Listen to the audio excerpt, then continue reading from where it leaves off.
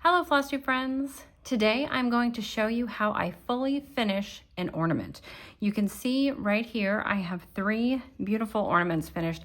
I am very pleased with what I have been able to do and how these pieces have turned out. So I thought in finishing the 4th one, I would go ahead and do it on camera so you can see exactly how I do this. Now these little angels are from a Birds of a Feather chart. This is available from Colorado Cross Stitch. It's where I purchased my copy, and you can get it there as well. It's an exclusive. All Birds of a Feather charts are now exclusive to Colorado Cross Stitcher, except for those older charts that you may only be able to find on the secondary market, but still available, only about $12 or $14, great deal. And these cute little angels stitched up so quickly. I was able to stitch all 4 of these angels over the course of 3 days, I think it was. And then the finishing for one ornament takes me about an hour. Now I timed the 3rd ornament that I finished, not the first one. So I imagine the first one took me a little bit longer, but hopefully I can get piece here done in about an hour, and I'll take you along with me and show you how it is that I do it. Now, to finish an ornament in this way, you'll need some basic tools. You'll need a pair of fabric scissors or larger, sturdy scissors to cut your fabric. You're going to want to cut down your linen a little bit. So I'm just going to use my kitchen scissors. They've been working just fine, but you wouldn't want to use your little needleworking scissors to cut the fabric. So you'll need scissors. You'll need some backing fabric. And then I have selected some just store-bought trim that I have here. Although I did send a photo of a finished piece here to a friend, and she was like, "Oh, did you make the cording?" No, but I love that you think that I did that. This is just store-bought cording that I purchased from Michael's years ago. I have used it on many Mill Hill kit ornament finishes. And so I decided to use it for these as well because, first of all, it goes with the color scheme. And then second, it'll match all the ornaments that I already have been putting up on my tree.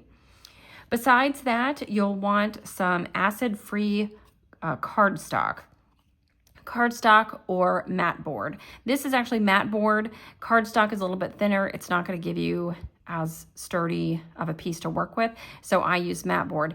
Now, you can see here that these look a little bit rough, and that actually doesn't matter.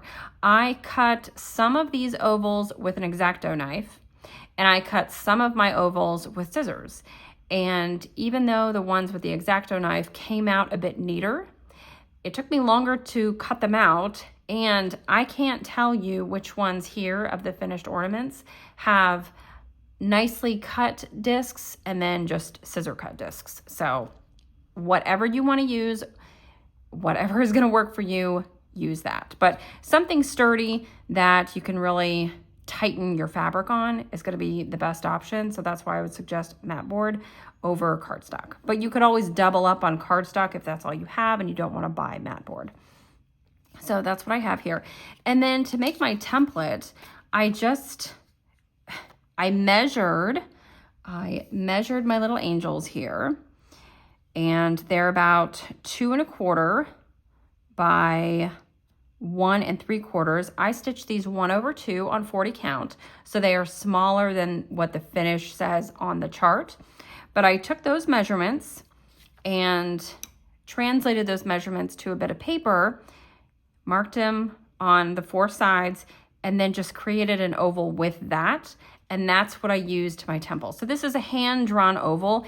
If you have some sort of machine that can do laser cutting for you, that would be really great. You can put in the dimensions that you need and have a perfectly cut oval, and that would be more convenient and easier on your hands. But for those of us who don't have a machine like that or can't order pre-cut pieces, this is a good, easy option. It just takes a little bit more time. In addition to those items, you'll want a little bit of batting. This just gives your pieces a little bit of fluff, a little bit of puff to it. I only use 1 piece per side, so you don't need a ton of it. If you did want a fuller look, if you did want them to be even squishier, of course you can add more. You'll also need a pretty sturdy thread. Now, I talked to a friend of mine. She said she's been using upholstery thread to do things like this, but she hasn't been happy with the results. I use for things like this, now granted I haven't done a ton of things like this, a ton of finishing like this, but I have been using Soie 100.3. The reason that I use this is that it's thin, it comes in a bunch of colors, and it's really strong because it's 100% silk. So that's what I choose to use. And for this particular project, I have selected 147. It's a really light buttery yellow. It goes with the linen that I have stitched my angels on, and then it blends in very nicely to this cream and gold cording that I have chosen for the edging. Now I'm just gonna go ahead and clear away all these items that I don't need right away. All right, I've got my 2 ovals and the pieces of fabric that I'm going to use to wrap these ovals, and then my batting here. Now the batting needs to be cut down, as does the fabric, but I'm going to start with the batting, and the batting I am going to cut to the size of the oval. Now you can glue this on first and then cut. You can take a marker or something to trace the oval and cut that way. But if I just hold it, it doesn't even require a very firm hold to stay like this. If I just hold it, I can cut around the piece and know that it matches the oval very nicely. And that looks pretty good to me. If you have a little bit of overhang, of course you can trim that off. It's okay if it's not quite perfect, but I think that looks pretty good. So we'll call that one done, and then do the next one here.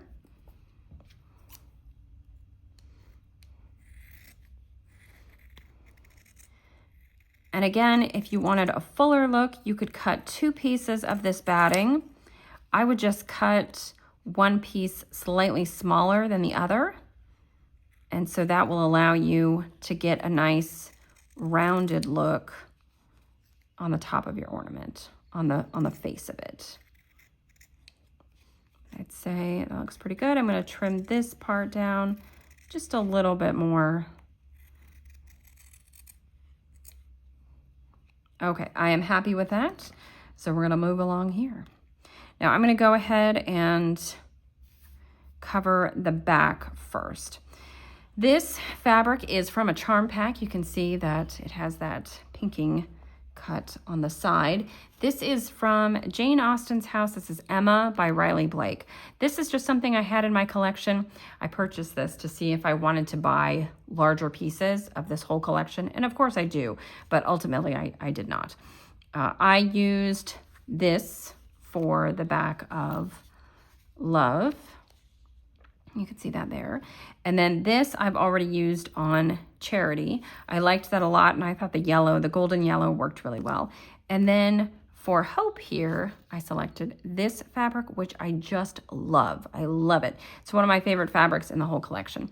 But the point is, you can use fabrics that are already in your stash. You don't have to go hunting for Christmas themed fabric. You can just pick something that works with the color scheme.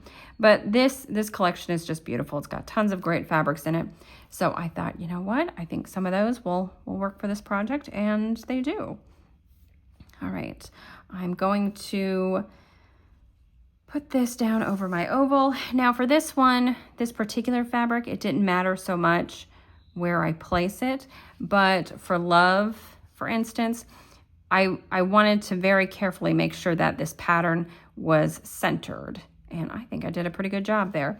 But with these little deer here, this all over print, I don't think it matters as much. I'm going to trim this piece of fabric down. And again, you can use fabric scissors. I do have fabric shears, but they're rather large, larger than these kitchen shears. So I'm just gonna go ahead and use these KitchenAid scissors. They've been working just fine so far. Trimming this down, probably leaving myself more than I need around the edge. It is okay if you've got more than you need on the back here, because believe it or not, as bulky as this seems on the back, after I get it all laced up, it does disappear when you put the 2 ovals together. And the bulk, honestly, is one of the things that helps to make the ornament a little thick, a little puffy. All right, that looks pretty good. So it just needs to be able to go over your oval, I'd say at least 1/4 of an inch, but I've given myself more than 1/2 inch there, and I think that's fine. Pulling thread off the spool, I'm going to take a very long piece of thread. I want it to be long so that I can get all the way around without having to stop and start a new thread. And I'm actually going to double the thread up for this particular process. So I am going to find my needle. I am using Daley needles for this project. These are Milliners needles, size 11. I'm using these because they're long, sharp, and pliable, and they have worked really well for this finishing process so far. So I'm going to join the 2 ends of my thread here that I have cut and put them together and thread them through the needle together. And there we go. Okay, the reason that I do the 2 tails together rather than just putting one end in through the eye of the needle and doubling it up is because for this, I want to make it easy on myself to start. So I'm just going to do a loop start. So go ahead, pull that in there. I've got the loop start and now I'm ready to go. I know it's secure. And as I go around, I'm going to skip probably every 1/2 inch, centimeter to 1/2 inch as I go around. If you take bites that are closer together, you'll end up with more bunching. That's what I have learned. So it's okay that we space them apart a bit. And I don't tighten as I go. You can, but when you release tension, it's just going to go back to how it was anyway. So, and you can hold this in your hand. You can do it flat on the table like I am right now. Twist it around. I'm doing this so that everything stays together in one piece, in one place. But do whatever works best for you. As long as you're happy with the finished product, you know, make the process what it needs to be for you. And of course, what I am doing here is just a variation of the process that Katie Strachan has shown on her pin keep finishing tutorial. It's a very similar process. She does a couple things differently. And so if you like the finished product that I have here, but there's something about the process, something about my process that you don't particularly care for, go ahead and give Katie's video a watch. I will link that below. It's great, and that's how I learned to finish pin keeps. I've only finished one, but I'm really happy with how it turned out. And just thinking about how I did that first time, I was able to go forward with finishing these angel ornaments with confidence. So the thing about finishing like this, it's not particularly difficult, but it does take time. It takes time. But if you had a whole afternoon, you could knock out the finishing for all 4 of these ornaments at once. It would be kind of hard on your hands. I started this process yesterday and noticed that after the first 2, my fingers were getting a little sore. I was really feeling it, but I was able to do it. And I was able to get up this morning and finish the 3rd one. All right, so I have that all the way around the oval here. And I am going to really yank on this. I mean, I am really pulling on it, you can see. And I'm going to pinch that with my thumb there. Take a look. Yep, I'm pretty happy with that. Looks great. So then what I'm going to do is go across the way and then do a little bit of lacing back and forth. Kind of create a star. Maybe do this at 4 or 5 points if you have the thread for it.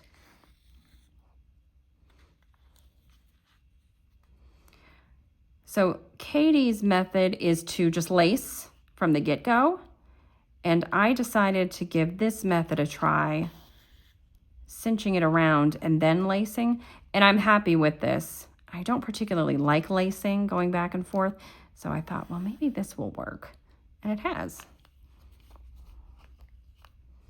And again, pulling on that, pinching the thread with my thumb so that I don't have to continue to yank with the needle here.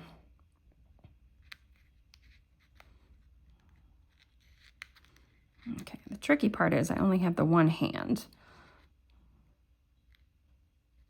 So trying to get that like that, okay. And then I'm just gonna go across one more time and we're gonna finish it off, and I'll show you how I do that. Okay, so go through the fabric just as you would if you were going to continue lacing, but instead of moving to the opposite side again, we're just gonna go back through that same little section and go through the loop that we have created here, pull that tight, and then just for peace of mind, I do it again.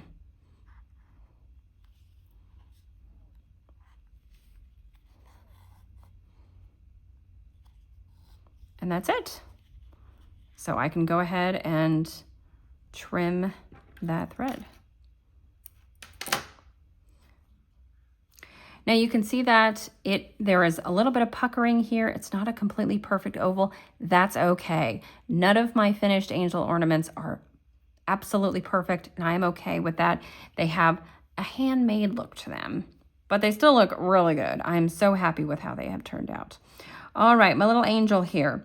We're gonna cut her down in just the same way that we did with the backing fabric. So I'm gonna put my oval and padding right there.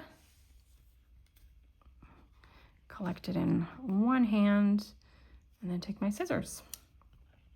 Now the linen, of course, is a bit thicker than that cotton quilting fabric. So you will end up with a bulkier finished oval with this one. But don't worry, it's all gonna come together nicely. All right, just moving around here. Now you don't have to cut in this way. Again, you can trace, just create a rough line to follow and then cut it rather than holding everything together like I'm doing. Just do what works for you. But it's okay if it's not perfect. Okay, now this one is going to be a little bit trickier to place. I want to make sure that she is where I want her on this oval. So I kind of go like that. Does she look even? Well, I might want to move her up just a little bit. Just a little bit. How does that look? I'd rather her be just too far up rather than too far down, but ideally she'll be in the middle. And there's the right side and there's the left side. And again, I think if she were closer to one side than the other, I would want her feet closer to the edge rather than her head, because her feet are so small, almost invisible, very hard to see, that if her head were farther to the right, she would look very uneven. But I think I think she's in a good spot. So we're gonna kind of pinch that there, and the linen will hold that little bit of fold that I put into it. And I'm gonna press that down on the table, hoping that it doesn't move. I'm gonna cut myself, again, another very long piece of thread. And just repeat the process that I just did with the backing fabric.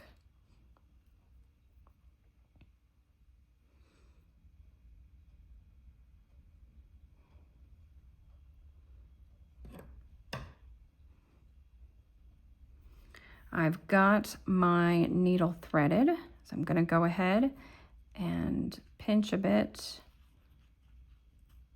of this linen here. I got another loop at the end there, so I can do that loop start. Very easy. And again, just going around the edge.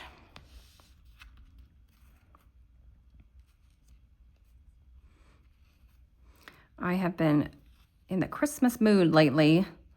And so excited about these angel finishes that I actually ordered some more Christmas cross stitch charts that I did not need. But I love that the stitching on these was quick, and then the finishing was relatively quick and easy. So I am seriously considering making more of these little ladies as gifts for friends. I made this first set for my family, and they will be going on the Christmas tree this year. I'm just delighted with how they've turned out. Pretty good to have 4 ornaments, start to finish, completed in less than a week. That's nice. I was also on Colorado Cross Stitchers' website looking at their Birds of a Feather collection. There are so many Birds of a Feather charts out there. I wish, if anybody knows where there is like an online catalog, I just want to see the photos of all the different Birds of a Feather charts that have ever been released. I understand that it's going to take Sherry quite a while to get through the Birds of a Feather catalog, but I would love to see what is out there, because every once in a while I go onto eBay and just type in Birds of a Feather cross stitch and see what pops up. Sometimes I see things I get really excited about. Ooh, I hope Sherry recharts that one soon. And yeah, but you never know. And she releases stuff and it's like, I've never seen that before. But these angel ornaments I knew about because apparently they were one of the most expensive cross-stitch charts purchased in 2004 or something, according to Stephanie's research. Stephanie Cross Stitch the Globe. She'll do research and then present videos on most expensive cross-stitch charts and kits from the previous year, and it is wild stuff, guys. So these angel ornaments made the list one year, and then I think it was just the next year that Sherry released them. I was like, oh, I paid $12 for that. I feel bad, but yeah. So just excited to see what else Sherry may be releasing in the near future. So every once in a while I go into Colorado Cross Stitcher to see what's new. All right. Let's tug this. How's it looking? See, we've got quite a bit of fabric there. Probably could have cut it down a bit, but that's okay. Okay, that does look like good placement. So I think I can go ahead and yank on this. Now, yanking on this, there is a possibility that the thread is going to break. There is always that possibility. Hasn't happened yet in the 7 ovals I've done so far, this being number 8. All right, does that look good? Let's see. Yeah, I'm happy with that. Okay, let's give it another tug. And I'm kind of, you know, gripping the oval really tightly with my left hand in an effort to encourage the fabric to really come together.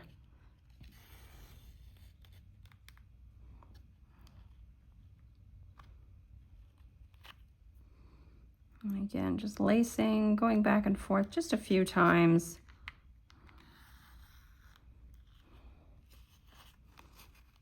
To ensure that this is nice and tight and is going to hold.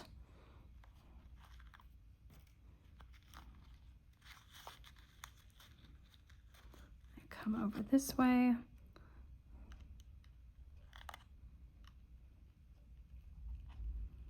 And if you're using these needles or any sharps, please do be careful. I have poked myself so many times doing this. It's just the risk you take, right? As long as you don't get blood on your finished project, you're fine. Okay, we're gonna call that good. Let's see if I can get a hold on it. Actually, we're gonna go one more because I have the length for it. I have the thread for it. And again, I'm trying to do this with just my right hand. we go. That's good enough.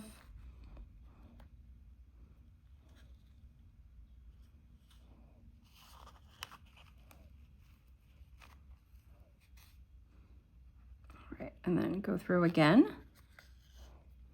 and through the loop to secure that. And then I am going to do it just one more time. And that's it. All right.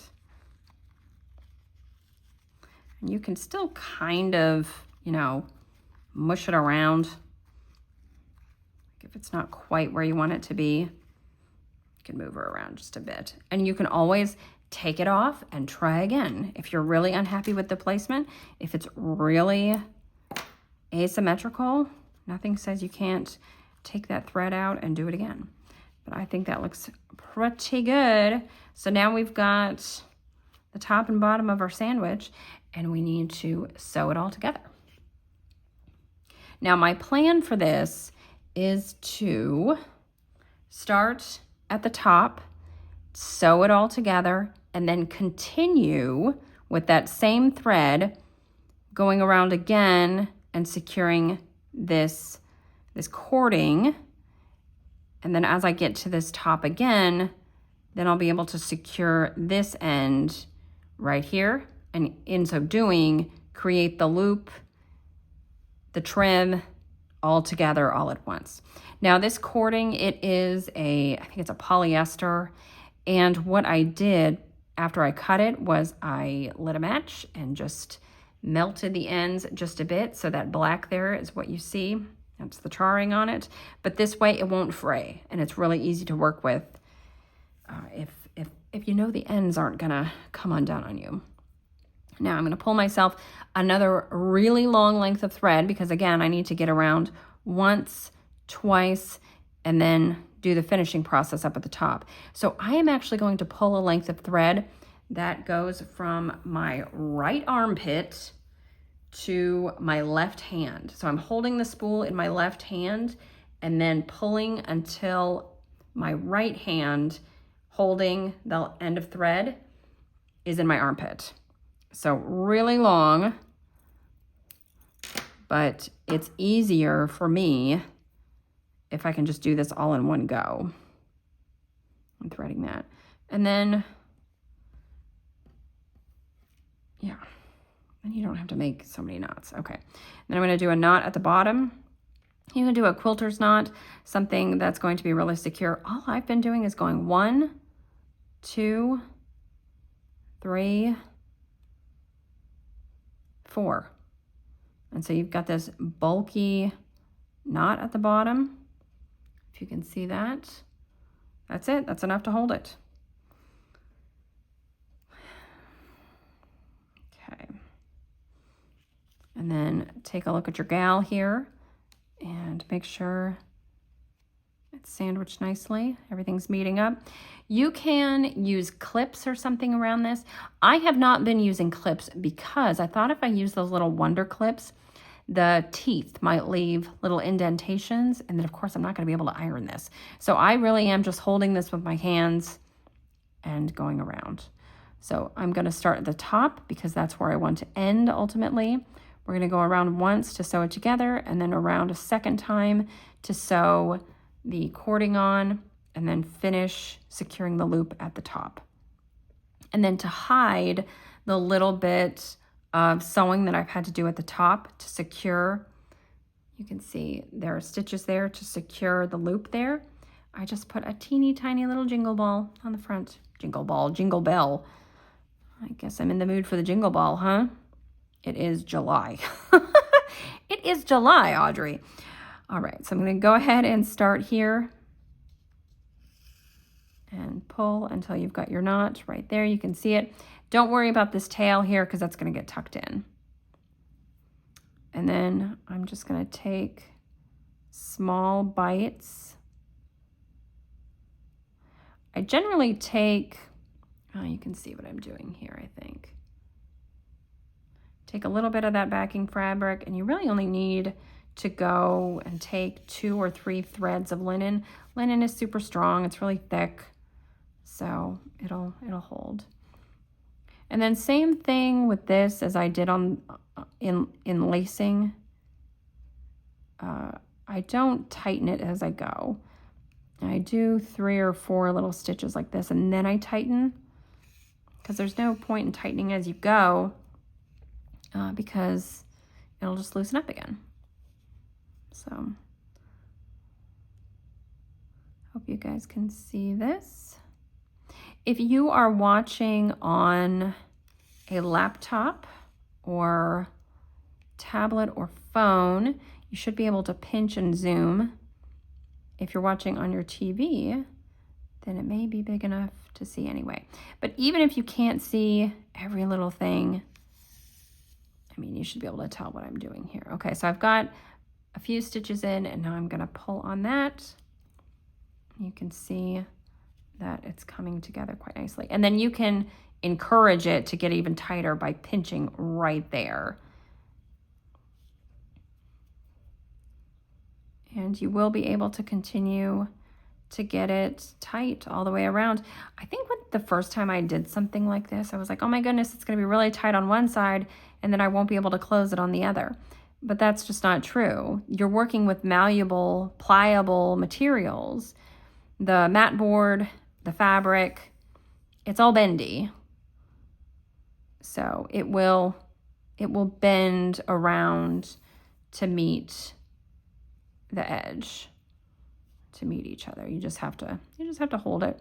So that's why I say this has been a little hard on my hand.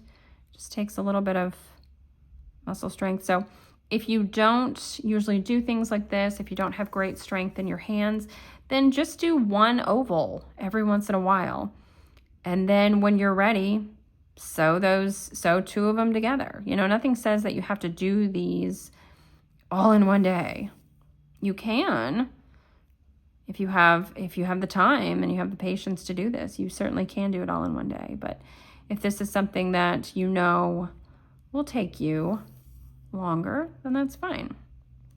This is why people do Christmas in July, so they can get ahead of the game. I wanted to be able to add at least half a dozen new ornaments to my Christmas tree this year. And we were already getting into July and I hadn't completed one. I was like, oh goodness. And I said I wanted to have at least 6 on my tree. And then I knocked these 4 out. The stitching was so quick and fun. And then I thought, well, I should probably fully finish them right away, because I'm not going to want to do this in December. And I'm so glad I did. It's been fun. It's been enjoyable to see these come together. And I have the confidence to do more. So 2 of the Christmas charts that I ordered just this morning from Greta at Stitchwork Design Co. were JBW designs. And I ordered them because, well, the stitching is not heavy. And I knew that I could finish the stitching on each of them in a day, maybe finish both of them in a day. Maybe I'm getting ahead of myself, but finish each one in one day. And then I would finish them the same way I'm finishing these. You can see what I did there. I just took my thumbnail and tucked that little bit in. I had a bit of a pucker there. I'm going to tuck that in. And in that way, pulling this fabric, or I should say stitching, putting my needle into the fabric here, and then the linen, I'm going to secure that down and hopefully get rid of some of that pucker. But if it's not perfect, it's okay.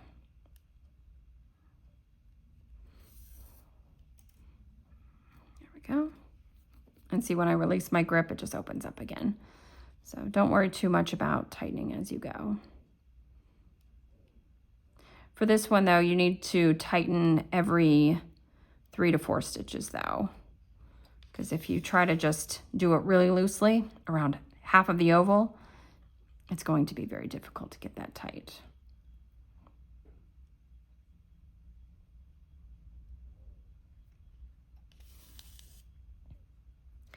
Let me know in the comments if you guys are working on anything like this. You trying to get ready for Christmas already? Get some more things done before the holidays roll around. They'll be here before we know it. I know that. Or have you been completely ignoring Christmas in July? Maybe you've been working on patriotic pieces or just summer pieces. Samplers. Who's excited for Sampler September? I am. I haven't stitched on a sampler in weeks. It's weird. As we're getting closer to the end of July, though, I need to pull out Maria Wales Newson. Okay, my thread is getting a little twisty here, so all that means is that I need to hold this up and let my thread spin, let my needle untwist, and that should solve it for a time. But yeah, I need to pull out Maria Wales Newson. The next section of that stitch along, it should only take me 2 or 3 days. So I just need to do it. I'm recording this on Friday. You guys will see it on Saturday. My plan is to pull Maria out maybe on Monday. That gives me plenty of time to stitch that section before the end of the month. You know, and if something comes up, I've got a buffer. I don't want to wait until the last 2 days and try to shove it in. There we go. But yeah, I can't believe that piece is more than half done. I think we're halfway through our sections. If you've completed January through June, you're halfway through your assignments, but the assignments that we have completed are the biggest ones that we will do. So I do think we're something like 60% of the way through the stitching, which is great. I've got a lot of samplers I want to start. I know I keep saying that. They're talking to me from the closet. One of my friends she lives well, this is Julie. You guys know, it's Julie. Julie lives overseas. She's my friend. And she went to Liberty. She talked about this. And she was looking at these kits and we were texting and stuff. And she's like, well, I can pick one up for you and bring it to you in October. I was like, no, I don't need it. You know, I don't need more things talking to me from the closet, whispering, stitch me. And then I texted her like a moment later and I was like, yes, I am fully aware that we are going to stitch north and I am most definitely going to be ordering whatever the Shakespeare's Peddler kit is from Evertote. You know, no judging. No judging. It's like, did I need to order Christmas charts this morning? No. Did I want to? Yes. Was one of them a Shakespeare's Peddler? Yes. It was Peace on Earth is the one I ordered. The Shakespeare's Peddler that I ordered. There is a Roxy Floss conversion for that piece. And I looked at the information on Evertote.ca and I do have most of the colors that Hannah has chosen for the Roxy conversion. And then what I don't have, I can just fill in with some of my own flosses.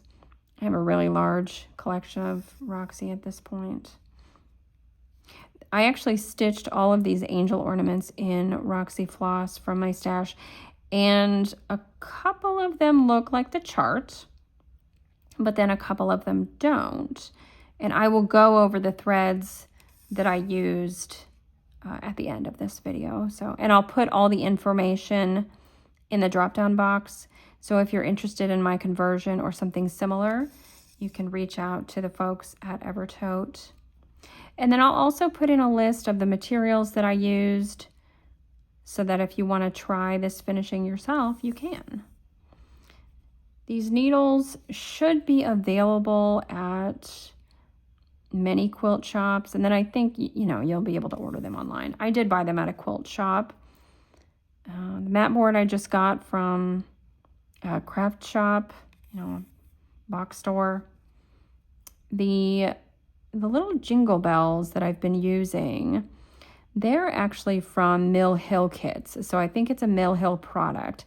I will look to see what's available online, and then I'll link those below as well.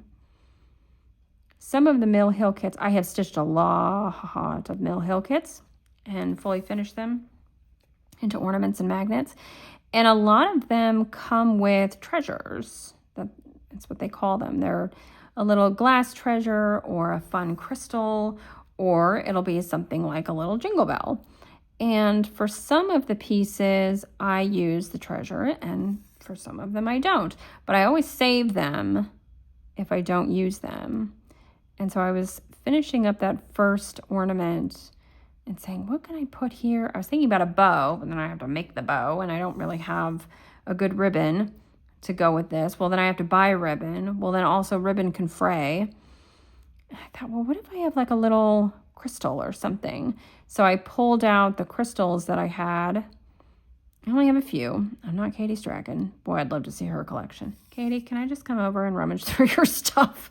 I just want to see it. So I looked to see what I had, and I had 2 jingle bells.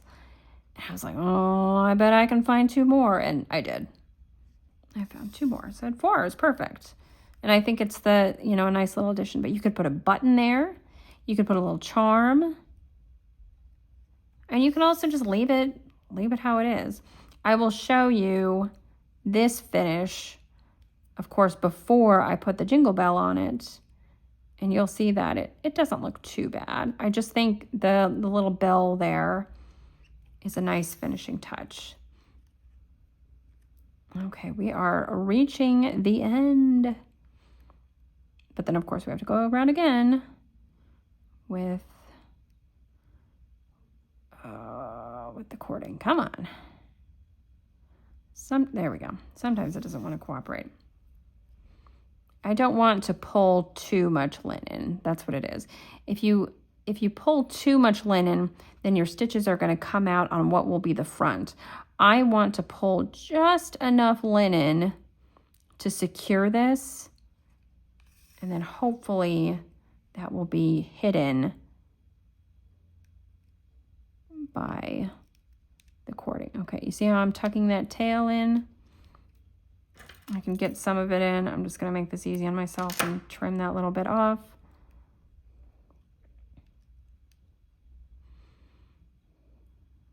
Okay. I'll also link my All About Needlework Tools video. This isn't strictly cross-stitching, but if you're interested in the things I like to use for cross-stitching, you may find that video helpful. I know a lot of you have already watched it, and I'm very thankful for that. Okay, we've reached the top. I'm going to go back through that same little hole there. Secure that. Okay. So we've got our ovals sandwiched together, and you can see that my grip here is very loose going all the way around, and everything looks great. So went well. All right, so now what I need to do is I need to go ahead and secure this end at first. Once we have this secure, it will be easy to continue around. So I seriously just do a little kind of what we were just doing, and create a loop on top. Okay, got some rogue bit of linen there. A loop on top, you can see there, and that's just going to hold it down. And I'm going to do it again.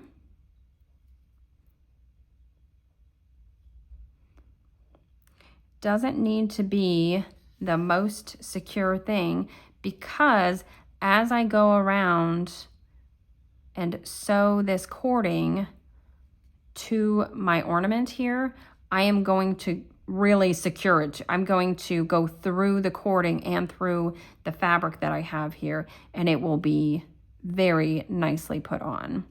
So 2 little loops there to hold it, just to get us started.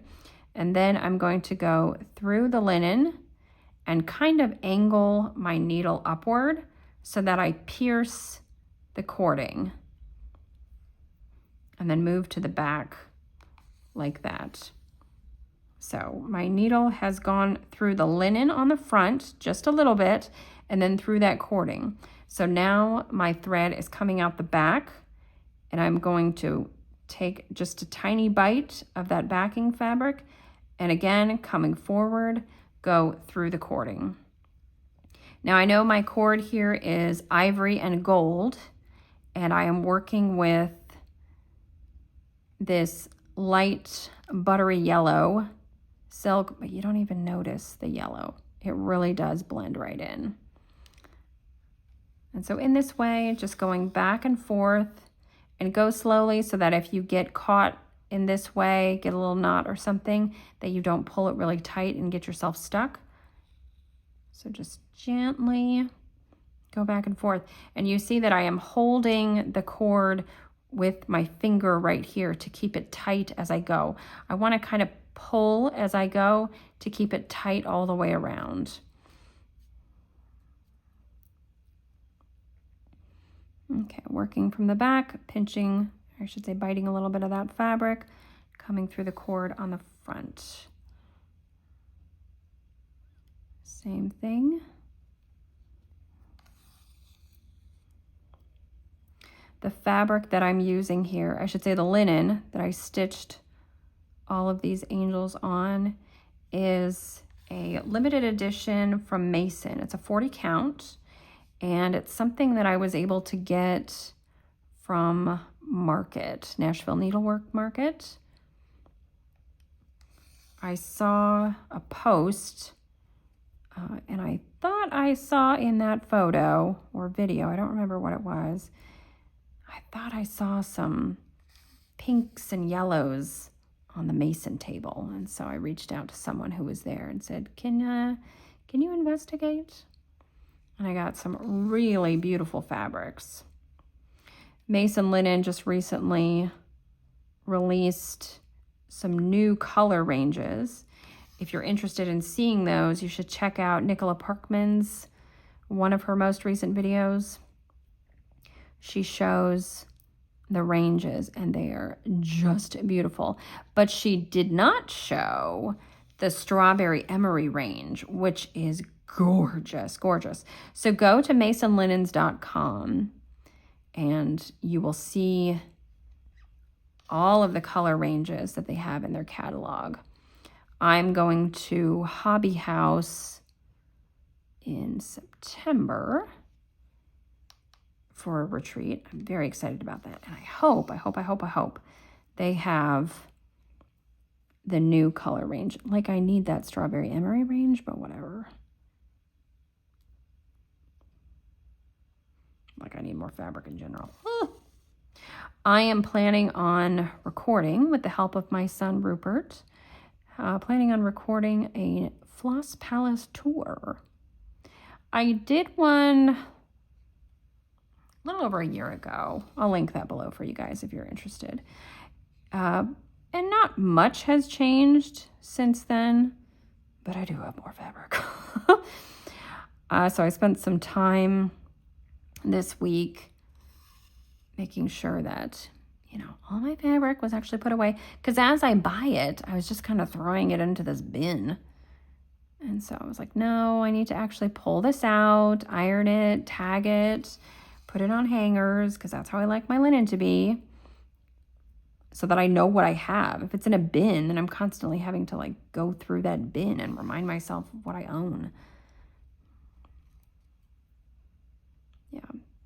But sort of reorganized a few things, and I'm excited to share that on the Floss Palace tour. If you guys are new to my channel, and maybe you will be, Floss Palace is what my husband started calling my stitching room, the craft room. He also doesn't understand why we call thread floss, and honestly, I don't understand why that is a thing. But it is. And so, yeah, he dubbed it the Floss Palace. And then I said that on a Flosstube episode, and some people just jumped on this. They were like, oh my goodness, that's amazing. And so now I think there are other people out there who call their stitching rooms their floss palace, which is awesome. And Ryan, my husband, he just loves this. Yes. But at least all my fabric fits in one closet. That's good. It's not too overwhelming as of yet. But yeah, looking forward to the Hobby House retreat. Really looking forward to Stitch North as well in October, just to see all the Roxy products in person. I'm excited to see the fabrics in person. I don't have a ton of Roxy fabric, Roxy Floss Co fabric, but I swear Carrie's got some amazing colors. And some of them, it's like, what would I even do with that? I don't know, but I want it, you know? It's easier to do that with floss because you can convince yourself that you're going to use hot pink floss or lime green, whatever. But when I see her, was it Temptation linen? I'm like, oh, I don't know what I'm going to do with it, but I want it. But I haven't ordered it because I seriously can't. Don't know what I would do with it. But yeah, have lots of tans and beiges and creams and lots of good stuff in my stash. Do you guys have a special system for organizing your linen? I know a lot of people keep theirs in bins. Karen Lynch, though, she has the ultimate horror story of storing storing fabric in, I think, plastic bags, and then opening things up after a time and finding that the dye in the fabric has somehow settled and the crease marks show lighter than the other areas. Oh my gosh. And so she found that she had fabric that she couldn't use as a whole. She could only use between the creases, right? And that really limits it. So she stores her fabric differently now. I think she has everything rolled up in acid-free tissue paper in boxes, if I remember correctly. It's been a while since she's talked about this, but yeah. So I have mine hanging on skirt hangers in the closet, in the Floss Palace. All right, we are coming up the last side. Oop, yep, got my finger.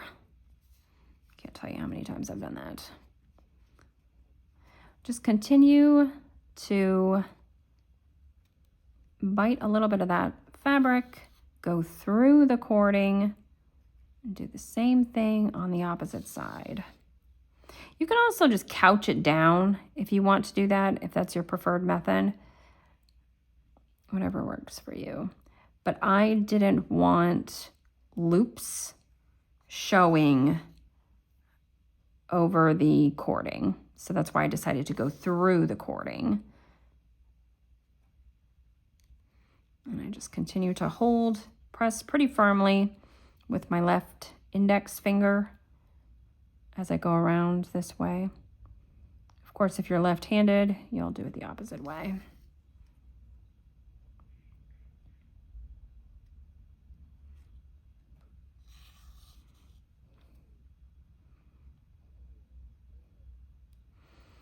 Getting the loop to sit properly at the end here is probably going to be the trickiest thing.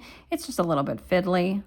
It's not particularly difficult, just a little bit fiddly. But you can use pins or even just more needles to hold things in place as you work.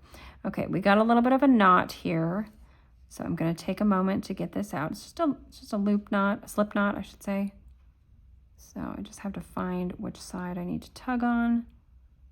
And it's tight. Right at the end, of course, it's doing this.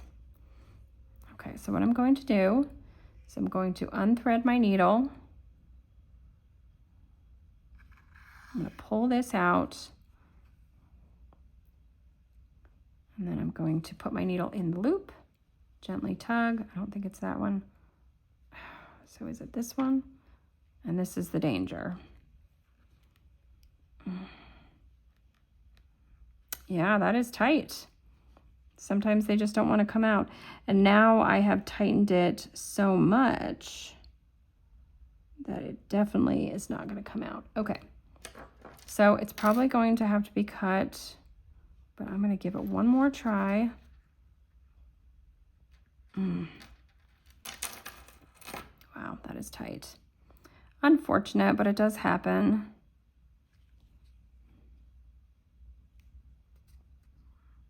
Wow, that is tight. Okay, well, so I can do two things. I can continue and just pull this through and hope that it holds and like trim off this little loop, or I can secure and then move forward. And I think I'm going to do the safe thing.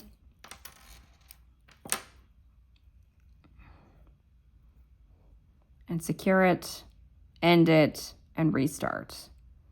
Restart with a new thread, actually. So we're gonna just go ahead. Let's see, where did I come out? Did I come through the back? I came through the back.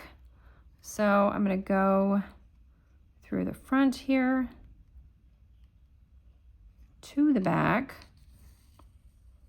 I've got that knot, but I should be able to yank it through. Yep, yanked it through.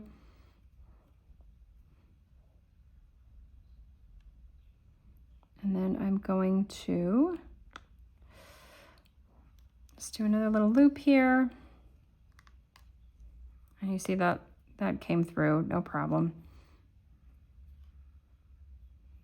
Okay, and then I'm just gonna run this under a bit of the fabric.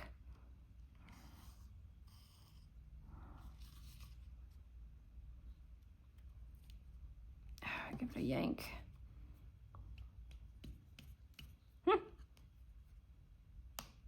There we go. You can see how strong the silk is. Like I was really yanking on that. Okay, so that is secure. I'm happy with that. That's fine, that's no problem. I'm actually going to discard this length of thread because it has been used so much. The integrity obviously is compromised. So I'm going to cut myself another really long piece of thread, but obviously not as long as we started with, but this is probably a couple feet. So I'll go with that.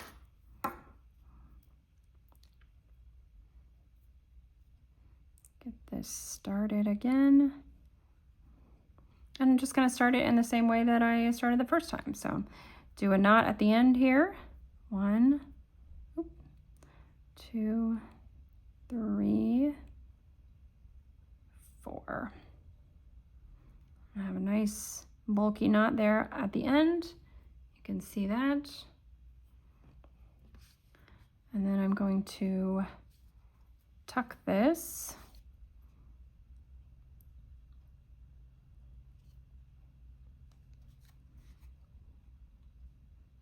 Yep, that looks good. Okay. There we go. And then actually that tail there, you see that tail? I can put that underneath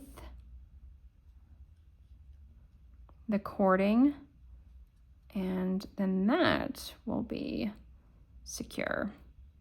Looks great. So you may have hiccups like that along the way. That was my first in doing 4 of these. I'd say that's pretty good.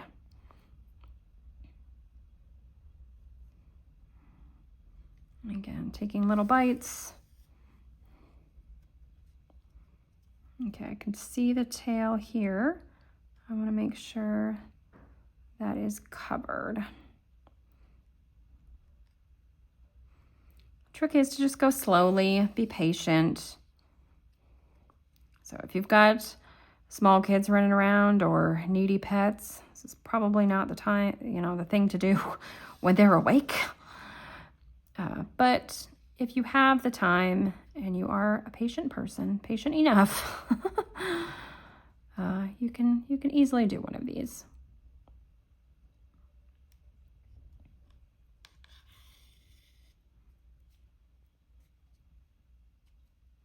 I'm just delighted with how these are turning out. Excited to see them on the tree. And you know, I chose my own colors for these angels. Two of them look very much like the pattern, but two are different. And you can choose your own colors. You can make more of them and put names or years or babies first or whatever underneath them. And you can add sequins and beads and sparkles and krynic and all sorts of things. These little angels are so quick to stitch. And I just think wonderful because they're easy to customize. I've had a lot of fun with this project, and I'm definitely considering stitching more of them for friends. I think that would be a great gift, especially stitcher friends. That, like, if you present them with something that's completely handmade, start to finish, you know that they will appreciate the time and care that has gone into it. Okay, I am reaching the end here. Oh, I'm gonna go through the cording. There we go. All right, so now I'm to the spot where I'm going to need to secure the other end. I just pick this up, and I'm going to meet this on the back somewhere. Let's see. Doesn't have to be perfect. See, I think what I should have done is actually started my cording a little bit farther to the left so that the loop could be centered better. So this is a mistake that I have made and that hopefully you won't. I hope that makes sense. So if I had started the loop farther to the left, closer to the actual center, then I could have put this end right to meet that other end. But see, if I do that here, it's going to be off center. You can see that. See how that's off center? So I need to compensate for that. And what I will do actually is I will secure this end right there, but then I'm going to place a few more stitches so that this loop opens up farther over here. Does that make sense? Does that make sense? I don't know. Because my other option would be to carry this to the back, which I guess I could do. Maybe I'll do that. Let's see how this goes. Okay, so yeah, let's try that. I'm going to secure this, do another stitch.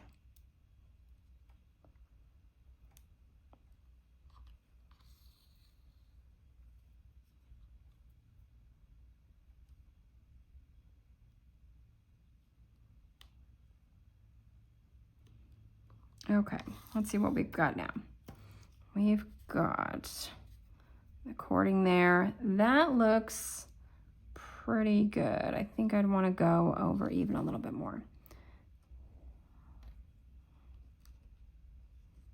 Okay, so what I'm going to do then is run my needle through the loop that I have created. It's okay if you accidentally let go. You can just try again.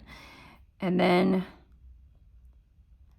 go go through some of this backing fabric and out to the front. And pull. And you'll see it's tightening. And we're going to do that again. Go through the loop.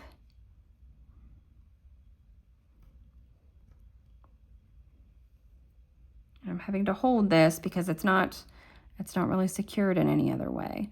But this time I do think I am going to go through that cording that's on the back, the end that we're trying to secure, go through that, and then come forward through the front.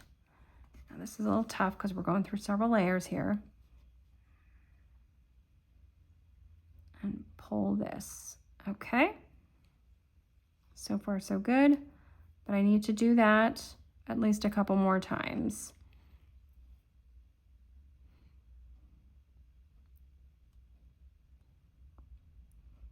Go through that cording and to the front. And and there's no exact science to this. Just do it in a way enough times so that it's secure. How about that? professional finisher, I am not. There's a reason why I send out my pillows and animal crackers.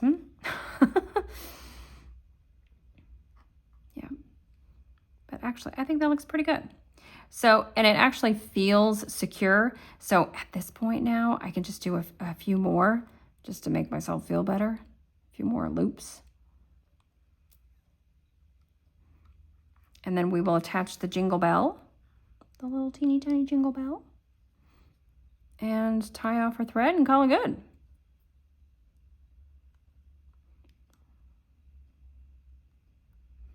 Now, these ornaments shouldn't have a very hard life, so you don't need a million stitches up top.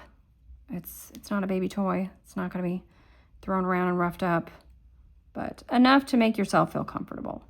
Enough to know that you've got a nice, tightly secured loop. Okay, that feels good. It feels good and it looks good. I was able to get the loop pretty well centered. I'm happy with that. So now I've got my teeny tiny jingle bell. It does actually have a loop at the top that you can thread your needle into. Let's see. Is that gonna sit? Is that gonna sit where I want it to sit? I think so. And you know, if you get this bell attached and you're not happy with where it is, you can just take it off. Try again. So I've got it up there and I'm just gonna catch a few linen threads.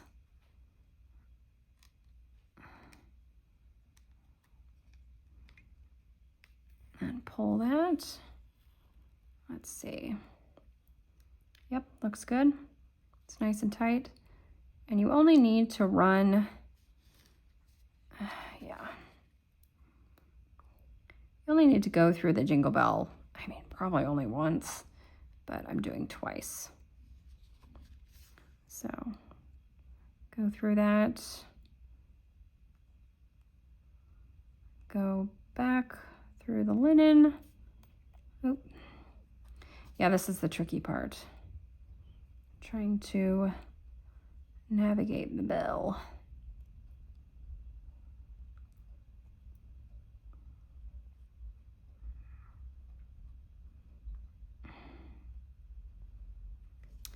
Oh boy. Come on. I have found this is the trickiest part. I'm just trying to run the needle underneath the bell. That's all I'm trying to do. So if you're wondering, why is she doing this? Why is she struggling? I'm trying to run the needle under the bell, like through the linen fabric, so that we can get that nice and tight. Okay, I am happy with that. I think that looks good. Okay. So then all I'm gonna do is, I think at this point, yeah, I'm just gonna run the needle to the back side.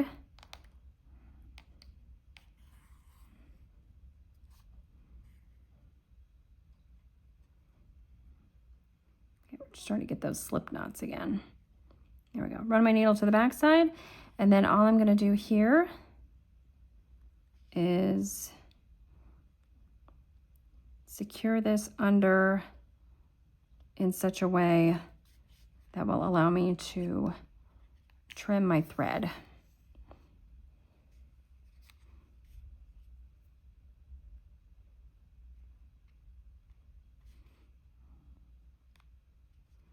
You can see that I've got the needle coming this way. So again, this probably doesn't look like a very pretty process. I'm just doing this in a way that I feel comfortable with, that I feel will create a secure thread. There.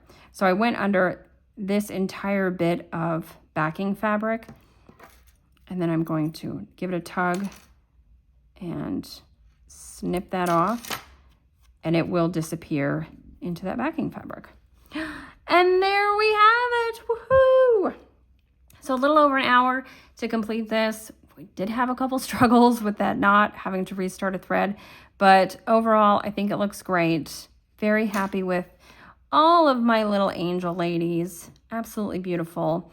Again, I will put information on the materials that I used and links to relevant videos and products in that drop-down box below. You're welcome to leave comments and questions here. As promised, really quickly, I'm going to go through the beautiful flosses that I used for this project. Again, 40 count linen is a light buttery yellow, and maybe vanilla custard from Roxy Floss Co. I think that would be a good match for this buttery yellow. But the flosses that I chose, I actually picked them as I went. So I didn't look at the chart, ask myself what colors I want my angels to be, and then pull that way. The first thing I did was pull colors for the wings, because I figured they're all going to have the same wings. You can, of course, change them up, but I wanted them all to have the same wings, and so that's where I started. I chose Scarecrow and yellow there for the wings. And then for Hope, let's start with that one because that's the one I did first. Atlantic is her dress. Pearl are the little polka dots. Her face is Moscato, and this is the color that I used for 3 of the ladies' faces. And the cheeks and nose for the little white angels are Croquette. The skin color for Charity here, that is Chanterelle. And then for her nose and eyes, I used Phantom. And then for her hair, I used Green and Barrett. Now her dress is Shellous, which is this pretty peachy color. And then the stripes in her dress are Diamond of the Season. And her Christmas package there, the green is Penelope, and then the yellow of the bow is the same yellow there that's used in her wings. Now, piece, let's see, wings are the same. The hair was, let's see. Oh, and I should say Hope's hair was all bark, as were her eyes and eyebrows. Piece's eyes and hair is done in Phantom again. I use that. Her dress is a combination of Losing Crocus and Aster La Vista. Now, a lot of these are one-of-a-kind flosses from the One-of-a-Kind Floss Club. You may or may not be able to still get them. I'm not sure. You'll have to send an email to Evertote for that. And then the gray of the dove, did I not put that on here? I don't think I put that on here. I will figure out what I used for the gray of the dove, and I'll let you guys know. The green there is English Ivy, I'm pretty sure. But I didn't put that on here as well. I must have just pulled, because seriously just needed little tiny cuts of the gray and the green there. And then Love, her dress is Bouquet. This really beautiful pink color.